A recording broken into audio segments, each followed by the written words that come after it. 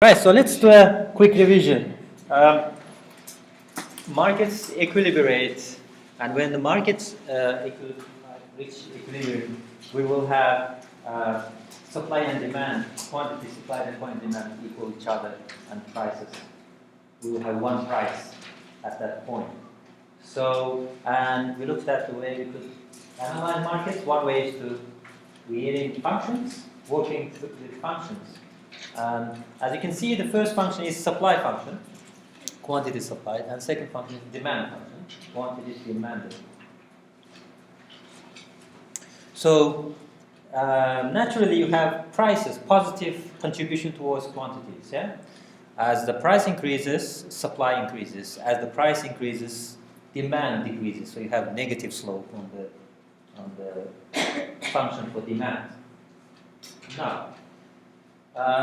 Will you please quickly solve for quantity demanded and supplied equilibrium? Sorry, equilibrium quantity demanded and supplied and equilibrium price using this. So I don't think you will have a difficulty in completing this in the next 2 minutes, solving this in the next 2 minutes. Give it a go. Shouldn't take 2 minutes. If you just guess now, try guesswork. If you do not know how to do it, that's fine. You guess now.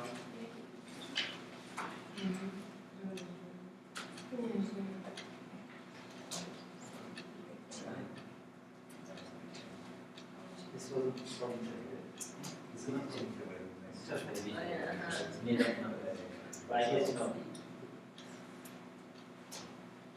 It's good to see that pen and paper as well. You know, you keep that paper these days. Huh?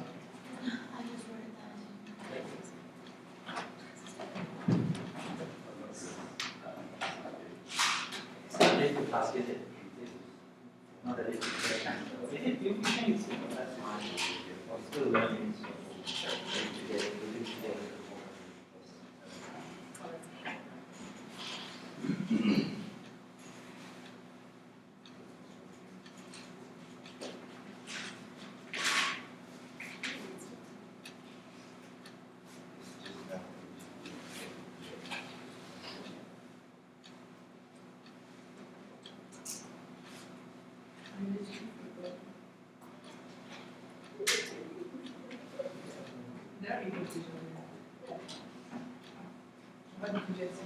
now, you could also try and solve this graphically if you do not solve it using calculus, arithmetic. You can try and solve it using graphs. And who's got the answer now? Okay. So what's the equilibrium quantity?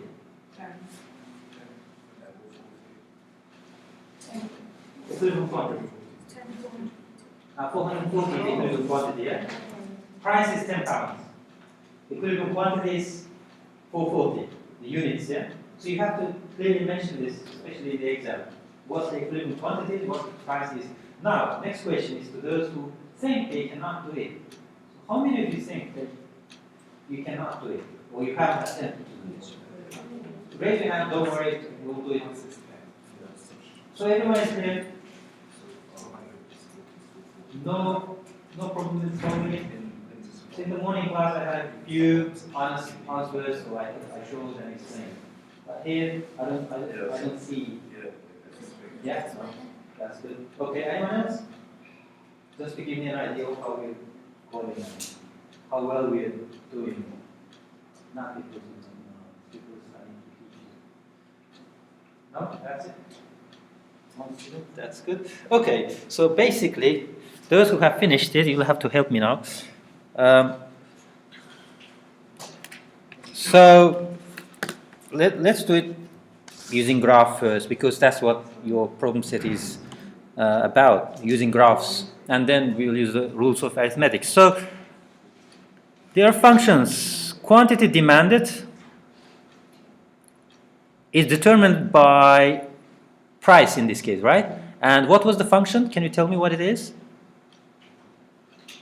500 minus 60. Thank you. So quantity supplied is 400 plus 40. thank you. So this is a system of two equations, right? Now, we need to create a demand and supply schedule for price ranges. So let's say this is quantity. So this is P. Let's say this is P. This is quantity demanded. And this is quantity supplied schedule. Now let's start with 5 pounds. So when price is 5 pounds, so plug this figure into this P. So 5 times 6, 30, 500 minus 30 is 470. So that's the amount of quantity quantity of product demanded for the given price. So willingness to buy. And for given price 5 pounds, plug that in here again. 5 times 4, 20, 420. Next, 10. Plug it in here. 500 minus 60, 440. Quantity supplied, plug that 10 into this P, 40, so 440. Then 15. Plug 15 into P, you have 90, 500 minus 90 is 410. And here, 60 and 460. Now, two things here. First, as the price increases, quantity demanded is declining. As the price increases, quantity supply is increasing. Supply is increasing, yeah? And at 5 pounds, we have high demand, low supply, and that is a case of shortage.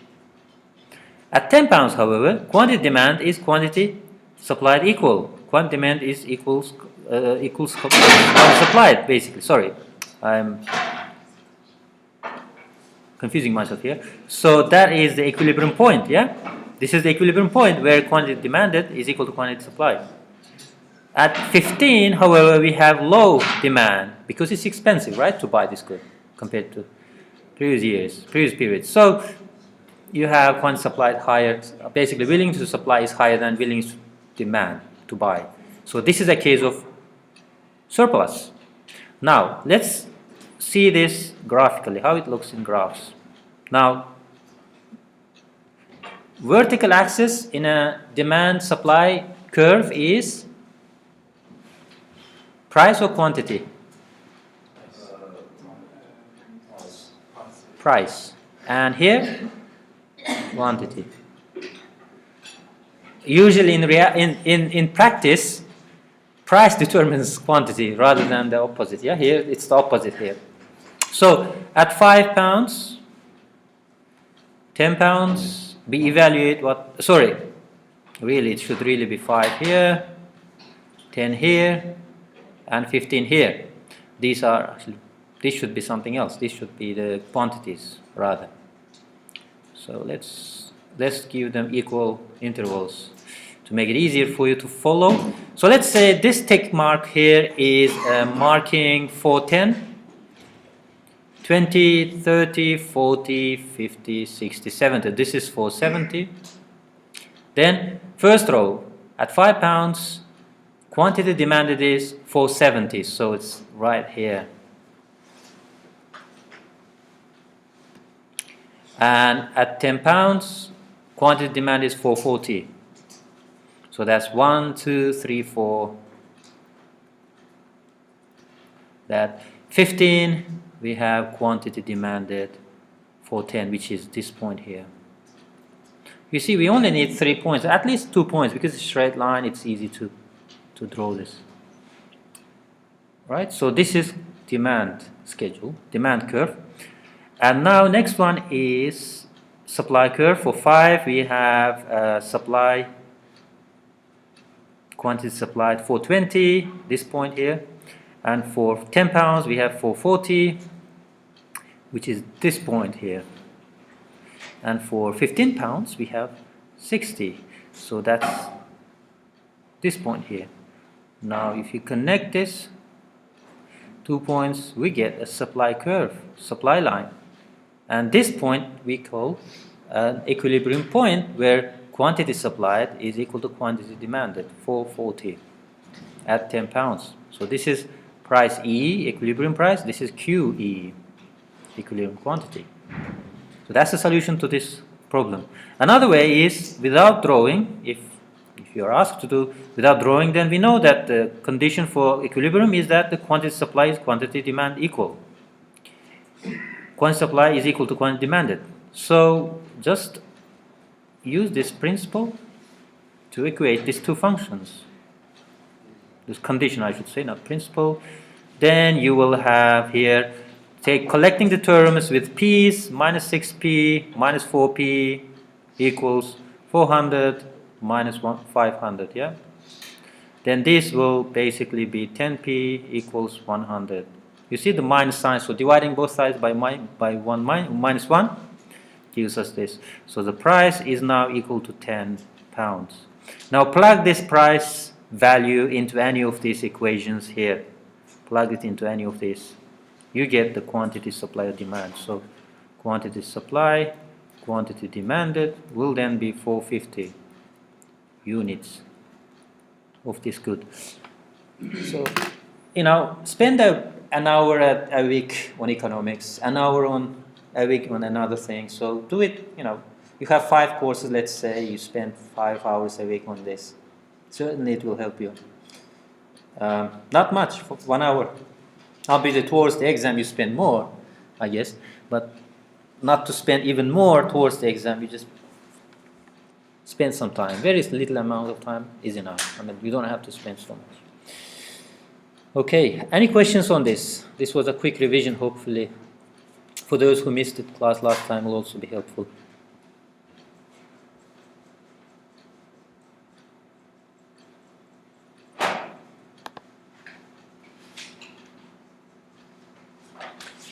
Now another quick revision, next part of the revision is about, let me see if I can, so this needs to go down, no, cancel, just want to bring it down a bit, yeah. Strands, okay.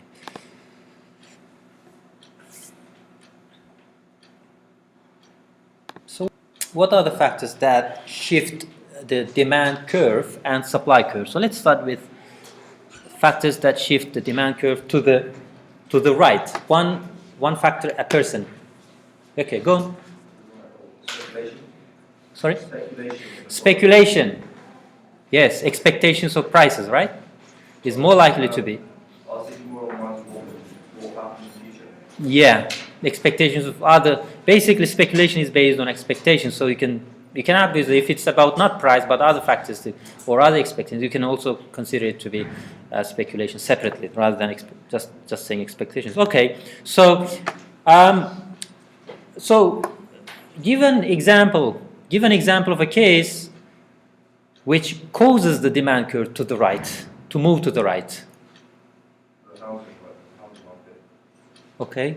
So like people thought in like London they know the price is going to rise, so the constant prices might increase. So demand kept increasing because the house prices were expected to rise. So a lot of people decided to buy now when the prices are lower than when they are higher. Because when they are higher, because if it's an investment, you could sell your houses, right? So expectations of price rises shifts the demand to the right. It's an example of from a housing market in UK, from housing market in UK, for example. Anything else that you want to think about? Another person, not him, yes? Income, so how does it help? I mean, how does it cause the thing to go? Okay. So your demand basically jumps, yeah? Your demand jumps if you have a new job or a student being a graduate trainee, becoming a graduate or a full-time employee, yeah? Anything else? Other changes in third variables we said, not price, because price changes will lead to movement along the demand curve. Yeah, keep that in mind. So anything else you want to talk about? Other factors that move the demand curve? So I need to pick someone now. Okay, go on. If there's like a rise in substitute goods, like rise in the prices of substitute goods, that means that a different Okay, so if the substitute good prices increase, then demand for the product will shift. Yes, correct. So if water really becomes expensive, more expensive than petroleum, obviously. Sorry, not petroleum. What am I talking about? Petroleum. Sorry. then other things you tend to drink a substitute, right? It's a very hypothetical case, but it won't work in reality. So, anything else you want to talk about that shift the demand curve to the right? Those who haven't participated so far in the session, question answer session. No, not you. So let's pick someone else then. Her. No, you did right. I mean, you have participated.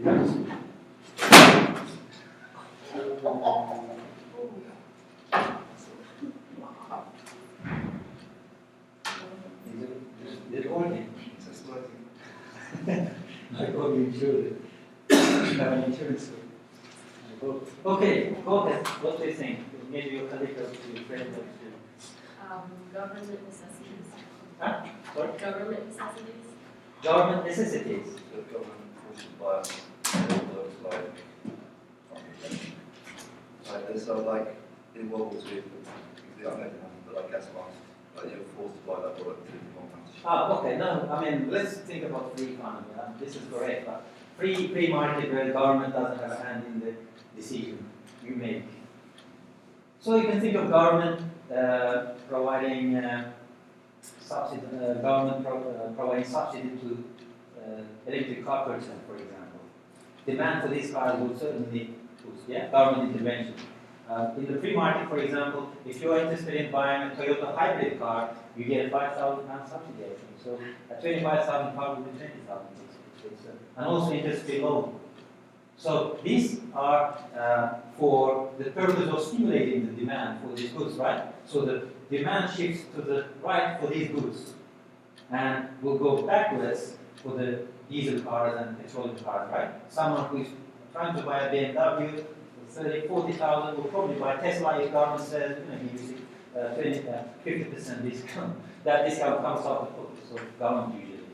Government's policy is to encourage people to go green, and one way encouraging is creating bicycle-friendly roads, providing subsidies and discounts on Tesla motors, for example, Tesla cars and hybrids. A friend of mine did this. I mean, he was planning to buy a car, and he read on the newspaper that the government was providing subsidy on the price of a hybrid car, Toyota car. So he went for a hybrid car eventually, not diesel, not petroleum, because it's hybrid still driving on petroleum, but then because of the subsidy, you see, it changed his mind. Anyway, so that's that. Supply, for example. Supply. Yes. Cost of production. Cost of production will affect. Cost of production, one way or the other, will shift the curve to the left or right. So if the cost of production rises, where does the shift towards which side shift goes? Your left hand side. Yes, you said left, yeah? It goes inwards, yeah? Supply shrinks. Because it becomes more expensive to produce the goods for a given price. So suppliers tend to produce less of it and spend the resources on other factors. If the alternative product prices are cheaper, lower, you produce more of the current one, right? Because it's more expensive than the alternative ones. Alternative ones, profitability most likely will be lower, right? Usually alternative ones most likely have the same raw material costs. I mean, when you think of substitutes, when you say alternatives. And supply curves are most likely affected by, supply is most likely affected by natural resources as well. Natural disasters, not resources. Grain production, farming goods, all the farm production is affected by this. Okay, anyway, so this was a very quick revision, if you could call it a revision, but please keep reading, keep practicing. Let's start a new topic. Markets in action is just a very big topic, but we'll be learning how demand and supply responds to, in what situations demand and supply responds to price changes, and how we could measure it. And that's called elasticity. You know, when you think of elastic stuff, you could think of a plastic. When you bend it and then release it, it just, reacts. Yeah, it just comes back, and then some of the plastic, some type of plastic will be reacting more sharply compared to others. So this is basically the measure of elasticity.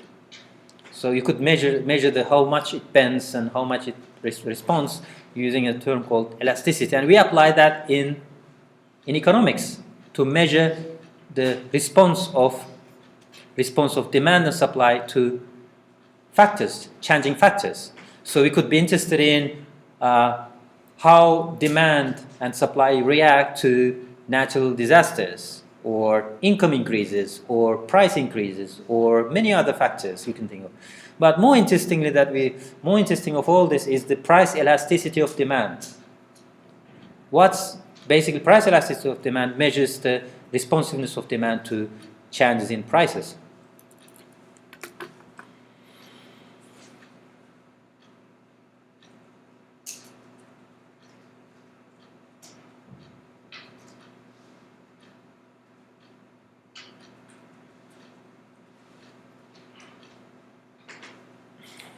Okay, so let's start with a good example of how we could use graphs to analyze these cases, elasticity cases. Again, a lot of graphs we're going to look at. Market supply and demand. The market is in equilibrium at point P1, and at point quantity at that price is Q1. That's the equilibrium price. Now, that's point A. Now, due to some external shock or some other changes in the market, raw materials maybe become expensive, supply moves to the left. It shifts to the left. And we have a new equilibrium point, and that is point B, at which point the price is P2 and quantity is QS. Now, notice that price change was proportionally higher than quantity change.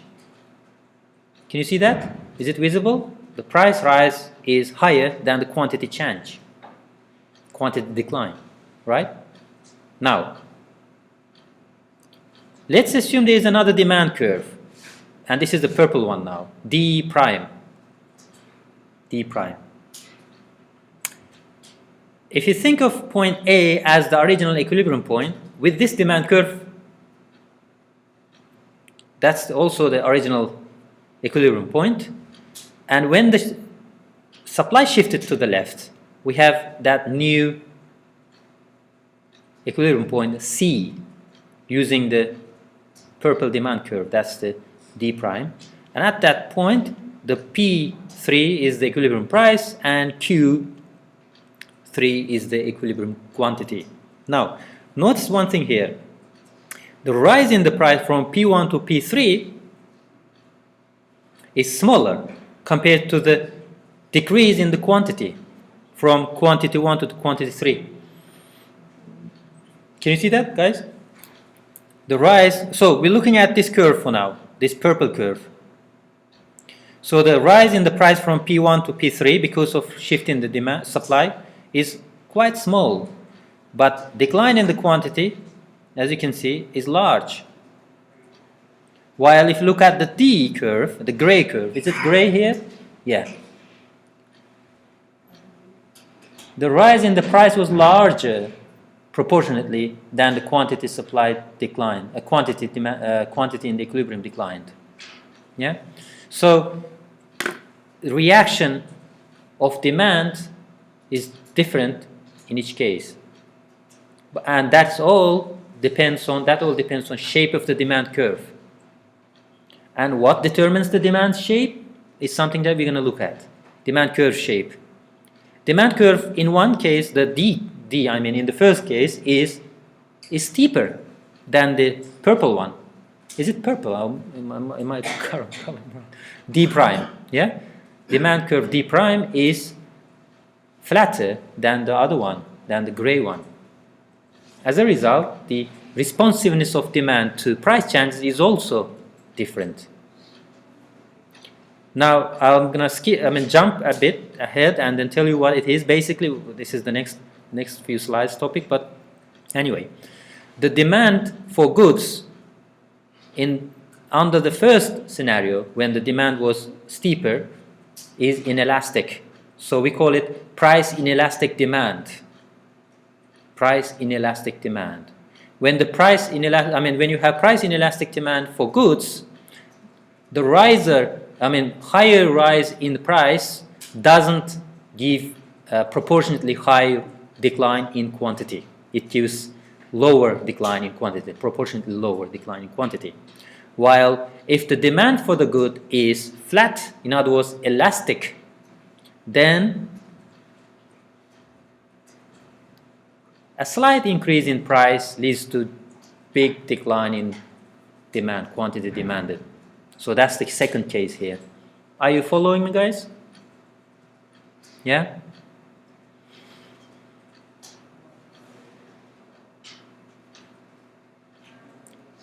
Can anyone give an example that represents or kind of can be described using demand curve D1? Sorry, D, gray one, where the price changes doesn't affect much the quantity demanded of this good.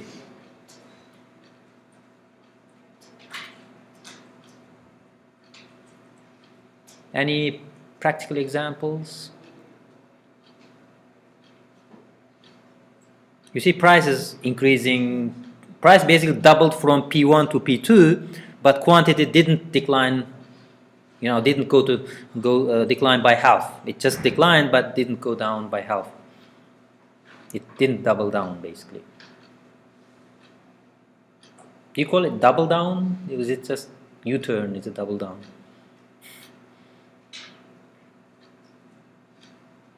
Right. So demand curve, the gray line here, must be for a product which is most likely a necessity. A higher price rise doesn't lead to much lower demand. It leads to a lower demand, but it won't proportionally decline. Yeah. If the price of bread doubles, you will still have to buy bread, right? Yeah.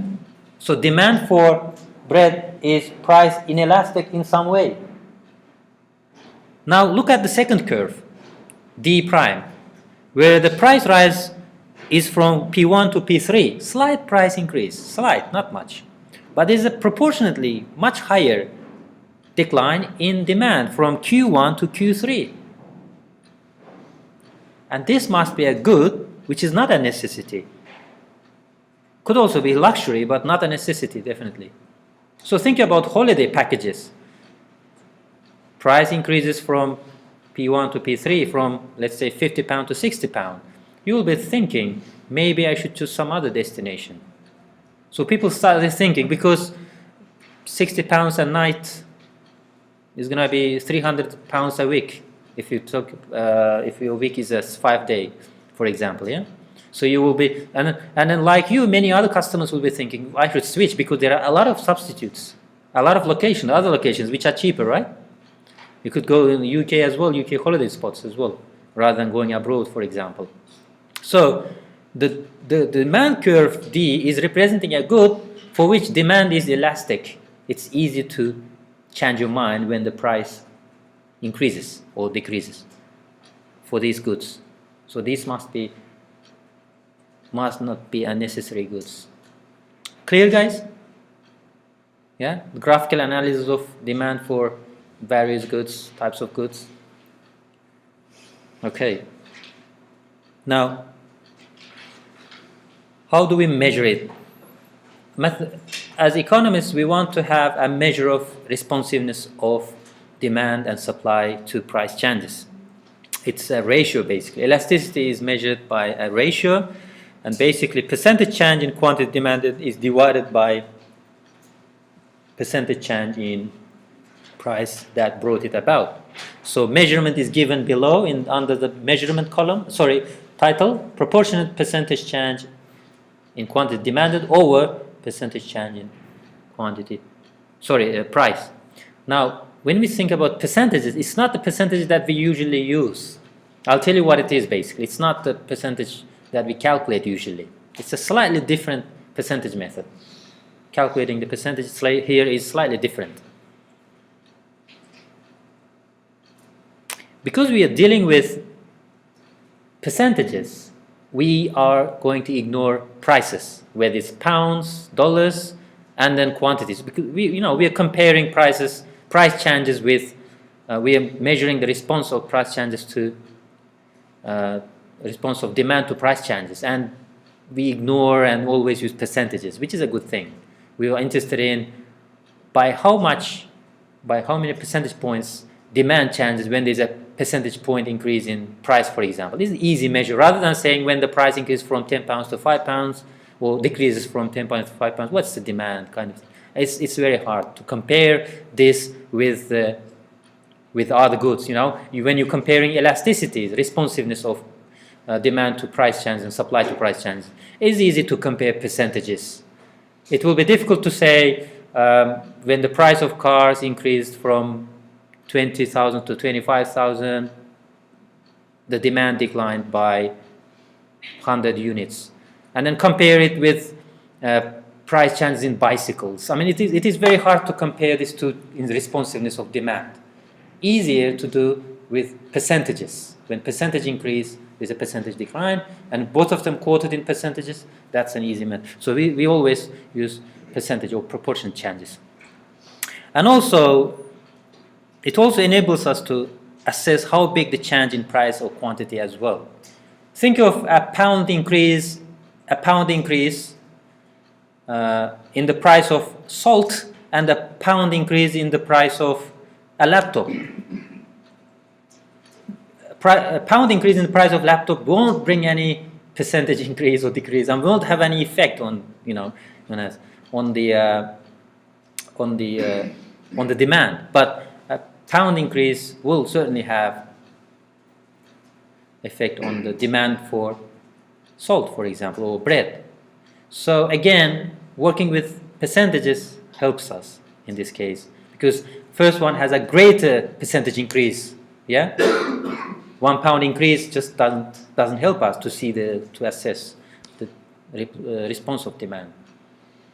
Rather than saying pound increase in prices, I mean, it's also not a good idea to quote that it is a pound increase in price of a laptop. Rather, we could say 2% increase or 1% increase in the price of laptop is much more interesting or much more informative statement. Okay, that's the measure of elasticity and how this is the formula as well. We do some practice later in the course during the lecture, or maybe next one, Thursday. And also, when we're dealing with elasticity values, we get always a number. And when we're dealing with demand elasticities, we always get a negative value because it's a downward sloping curve. And when there is a price increase, demand declines. So dividing this quantity change by the price increase gives us a negative value. And even if you think of price decrease and quantity increase, that gives also us a negative value. Either way, we have to take the absolute value of the result. So elasticities are reported in absolute values. So we ignore the signs. Keep this in mind.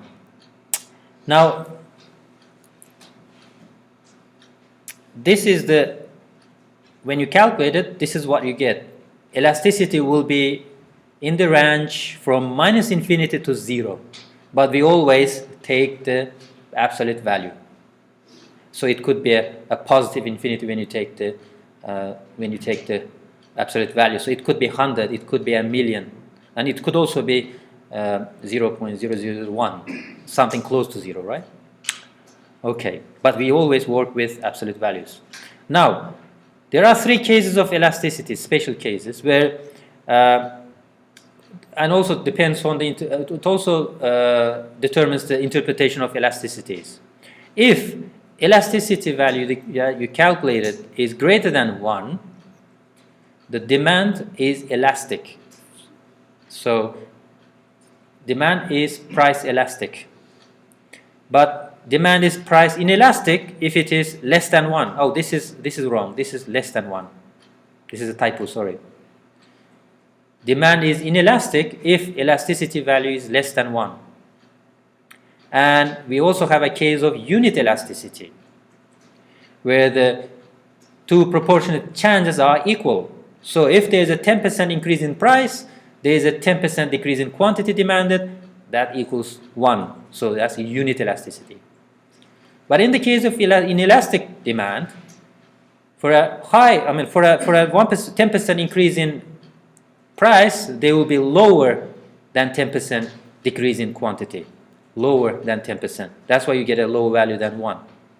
In the case of elastic demand, 10% increase in price leads to higher than 10% response. So in other words, higher than 10% increase in quantity demanded. So when the demand is elastic. So these are at the moment abstract. That's fine. We will do exercise, and this will help you to kind of get the intuition. And when you have a zero elasticity, it is possible that you get a zero elasticity as well. So that means no matter the price change is, quantity demanded will not change. So what kind of good this could be? No matter, in other words, think of it this way. No matter the price changes, to what extent it changes, you still keep buying it.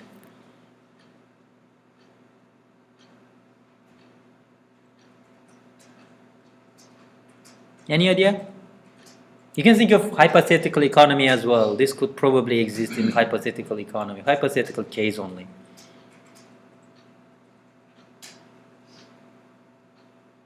Water, do you want? Yeah, water is a possibility, especially when you live in Middle East, where the water resources are limited. I mean, drinking water. I mean, there's plenty of water there, but it's not possible to drink them. We just get ill, we're sick very quickly if it's salty water. What else? I mean, in a hypothetical economy, if air is sold, oxygen is sold, this is exactly the case. I mean, for water, you could probably find a substitute in some way. Water will have price elasticity of demand very close to zero. But we always also have substitutes. But I mean, this is going to exist only in hypothetical economy, obviously. But in a very hypothetical economy, you can think of air being sold, and no matter the prices, we keep breathing. Yeah, we want to breathe, whatever price we want to give. Okay. Anyway, so that's an extreme case. So always in economics we have these two extremes, and then in between is the reality lies. Elasticity. What determines price elasticity of demand? Now, first thing is, if there are close substitutes, there exists close substitutes for a product, demand for this product will be price elastic, because if a slight increase for price is observed, on price is observed, I should say, we tend to switch to substitutes. Cabbage is an example. If the prices double, we tend to eat other veggies. Yeah, we always have different alternatives to cabbage. It also depends on what proportion of our income we are spending on a good. Think of car. Car prices increasing by 10% is, they're already expensive. So much of our income will go. I mean, for some cars, we have to work for 2 years without eating anything. So we need to earn about 60,000. Average salary is about 30,000 here, right? So we need to work for 2 years just to buy the car on our own cash. I mean, on our own savings. So it's a huge expense, isn't it, out of our savings. So the demand for cars is generally elastic. So it determines. And then income, proportion of income that we're spending really determines the price, in other words, yeah? And also, think of salt. So expenditure on salt is very Very, very small amount. Yeah. So we're spending very little amount of our income on this. So elasticity tends to be very, very low.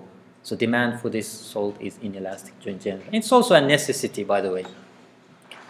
And you can also argue, how about cabbages? Because we're always spending very low amount of cabbages per income on cabbages, right? But cabbages have a lot of substitutes. So it's a slightly different case here. And time also affects the elasticity of demand. Over time, we tend to have elastic demands for price elastic demand for goods.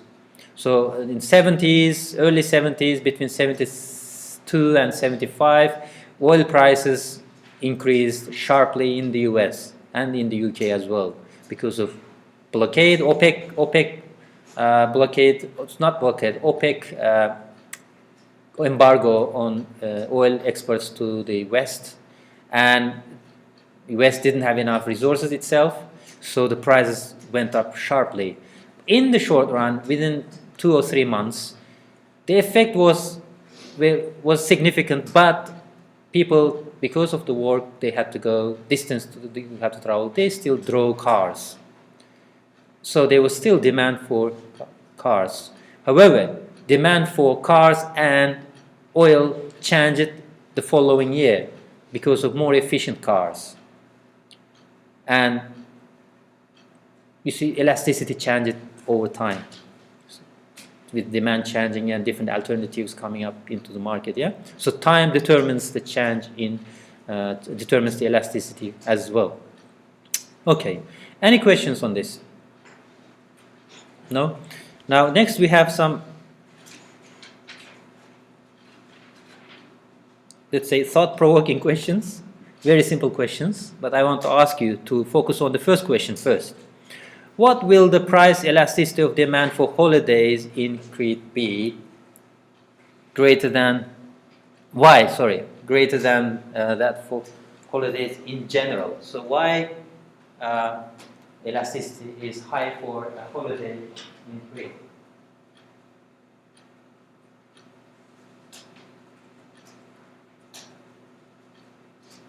So think through this learning that we have just looked at. I mean, we have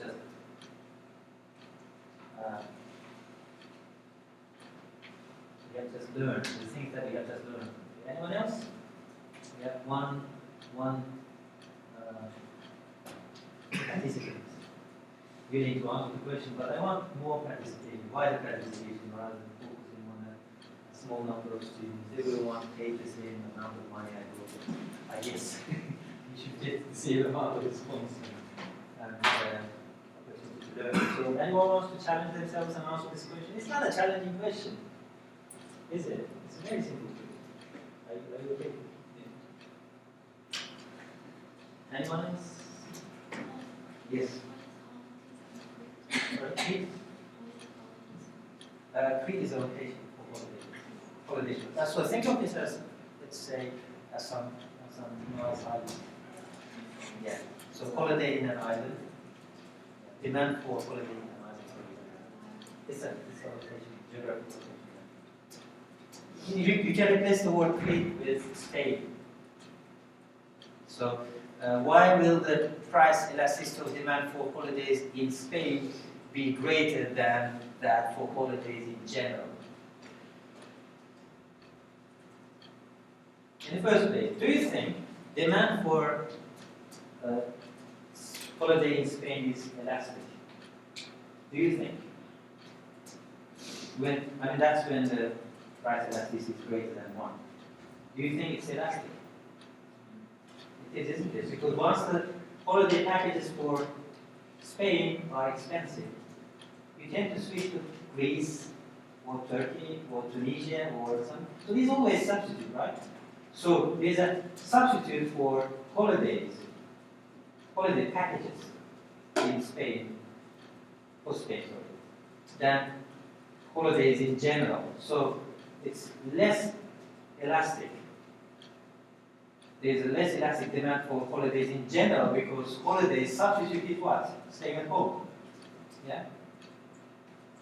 assuming that general holidays include holidays in the local area or native country as well. So there's little scope for substitution for holiday in general than substitution for particular location, holiday in a particular location, right? It is clear. So that's the answer to this question. Okay.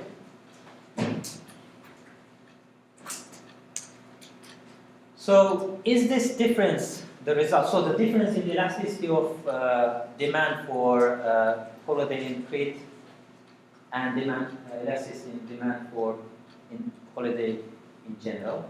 So looking at the difference here. Is this difference the result of a difference in the size of the income effect or the substitution effect? So you have two effects, two factors to consider when you change your mind. First is demand for good is determined by availability of substitution. Second is that the amount of income you spend on holiday, right? So who wants to say, why do you think, which effect is dominant here? Is it substitution effect or income effect? Income effect, okay, what do you think? I'm going to say substitution. Substitution effect.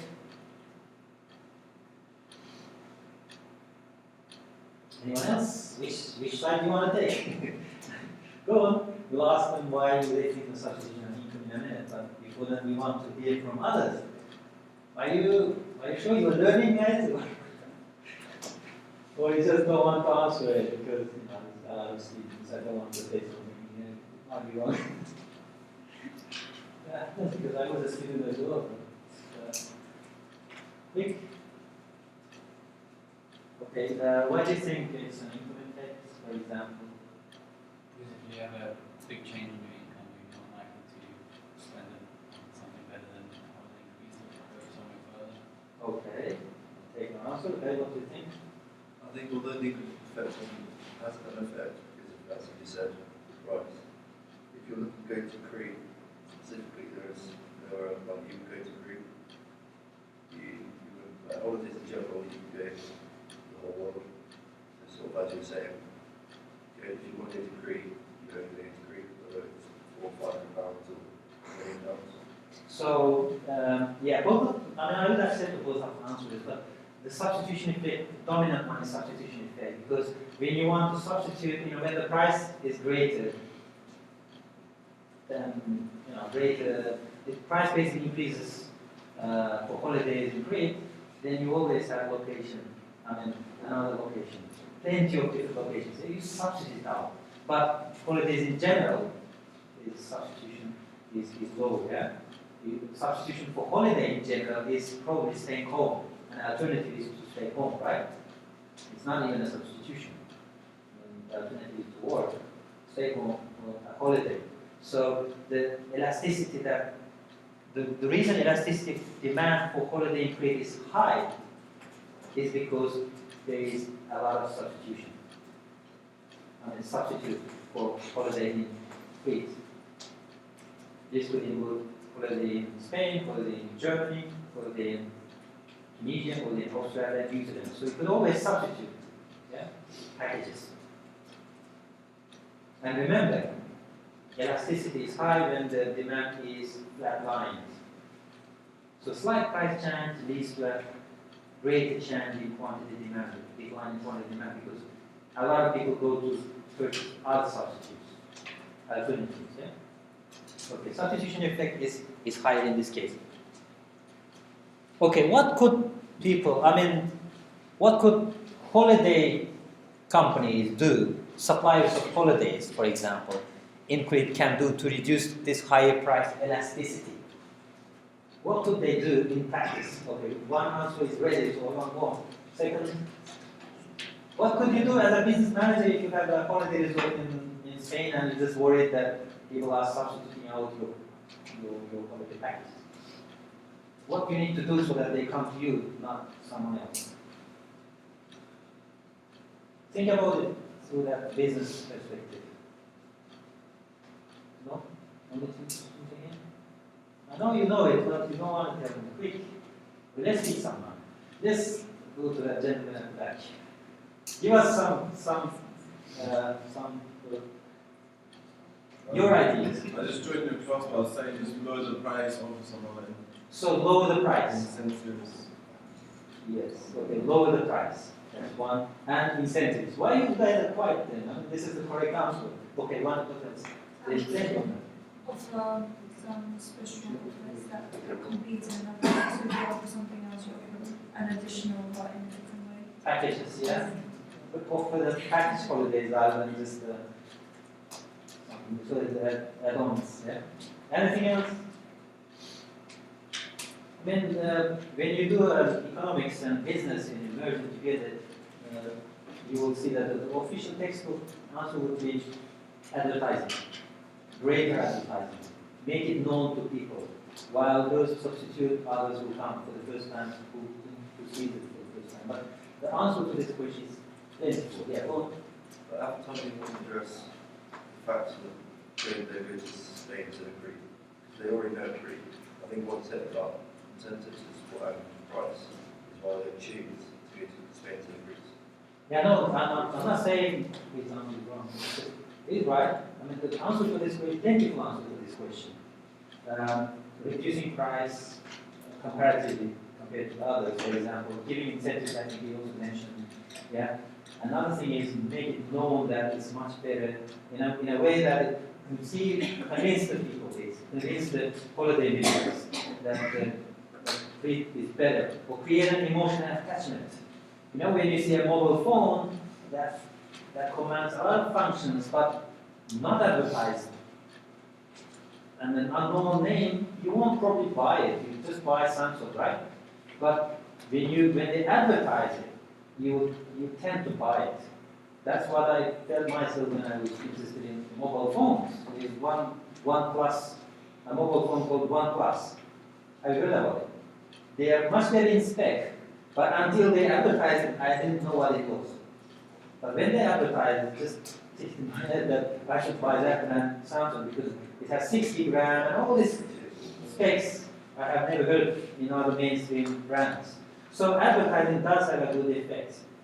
So advertising, price increase, price rise, or price reductions, and all other changes that you can make of it. Okay, the last question, but I think we'll leave it to you to think about. Will a general item of expenditure such as food or clothing have a price elastic or inelastic demand? So the general item of consumption, let's say, or general item of expenditure. I'll leave it to you to think about. We don't have much time left, but we are still making progress slowly. Okay. Obviously, food and clothing, you probably realize what they are. I mean, how important they are. So the answer should be based on that sort of thing. So, how about the effect of shape of the demand curve on consumer expenditure now? Elasticity of demand with respect to prices is usually important indicator for companies because it determines the amount of cash or amount of money the consumers are willing to spend, or it also determines then the revenue of that company. So notice that for this particular demand curve here, we have a point at which price is £2 and the quantity demanded is 3 million units per period of time. Now, if that's the case, what is the revenue of the company if they sell 3 million at £2?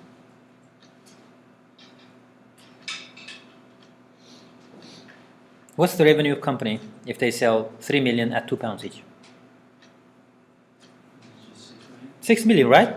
So the area here highlighted is the total expenditure. Represents total expenditure. And your expenditure, if I'm a company, is my revenue, right? So expenditure, total expenditure is total revenue, basically. There's a question on problem set 2 which asks about total expenditure. And a student asking what it is, so I thought maybe it's important to highlight this in the lecture. total expenditure is actually total revenue, because whatever we spend goes into the accounts of companies as revenue, right? Okay, so consumer's total expenditure is then firm's total revenue. So it's like 6 million. Now, we will use this idea in the next few slides. Let's look at a case where effects of a price change on expenditure when the demand is elastic. What is the effect of a price change on revenue, for example, when you have your product has an elastic demand? So this is an elastic demand, flat demand, and at price £4, you will sell 20 units. When the price increases to point B, that's a pound increase in price, leads to the decline in quantity by 10 pounds. So that's this highlighted orange area now, or pink area. What do you think? What happened to the expenditure when there was a price rise? Which area is greater? Pink area or the blue area? Blue area, isn't it? So when the product commands elastic demand, then rising the price leads to lower expenditure, as such lower revenue. So it doesn't make sense to increase the price when there is a lot of substitutes, right? Increasing the price doesn't make sense for businesses, from a business perspective. From consumer's perspective, we spend less when their demand is elastic. In other words, when demand is elastic, there must be a lot of substitutes. So a slight increase in price, £1 increase in price, led to a large decline in our spending. Notice that a large decline in the sense that we are spending how much less? 30 million less. Yeah, 30 million, yeah? 30 million less. So 40 million minus 10 million. So this area minus this area gives us the amount of expenditure decline. Or you could take the whole area minus the whole area of the second. Now, how about when the demand is inelastic? This is the second case, yeah? What is the effect of price change on total expenditure? And at point A, that's £4 and 20 again. So you're using the same concept, the same example, but the price is now doubling from £4 to 8. So doubling. Notice that the quantity demanded only declined by 5 million. And in the other case, it was 10 million for a small increase in price, £1 increase in price. Now, we are actually gaining in this case by rising the prices as a company, because consumer expenditure is high, is increasing. So, elasticity of demand determines the expenditure as well. Now, in elastic demand for goods, when the demand for goods is inelastic, it must be a good without a substitute, and it is a necessity. Yeah, that's when the demand becomes inelastic. High price changes will not lead to lower demands. Proportionately lower demands for the good. Now, there are also special cases, 3 special cases, where when demand could be totally inelastic. That's P epsilon D is the measure of elasticity, and the value, if it takes a value 0, then, no matter the price changes, quantity remains, demand increases or decreases. They are not related. The price doesn't determine the quantity demanded. So this could be air, for example. No matter the price, we still keep breathing. And water is an example. Demand for these goods are slightly different than the others. Now, it's also another case of infinitely elastic demand, a huge value, infinitely elastic demand. This is when the demand curve is horizontal. At a certain price, there is demand for it. A slight increase, there is no demand for it. It's a huge elasticity. Now unit elasticity, for some reason I'm having here -1, it's actually absolute value, so you can think of this as an absolute value, 1. A unit elasticity. If there's a 10% increase in price, there is always corresponding 10% change in demand. So it's just unitary elasticity, exactly the same. So price increases offset by the same quantity declines. So 10% increase, reduce the prices by 10%, you get exactly 1 unit elasticity. Changing the prices do not affect consumer expenditure in that case. So let's look at a case this case is using graphs. This is totally inelastic demand, a case when epsilon D is equal to 0. No matter the price changes, we still demand the same amount of goods in this example. So let's raise the price to P2, from P1 to P2. Prices almost doubled or maybe doubled. The same quantity is being demanded. We are still willing to buy the same quantity, yeah? That's a case of air.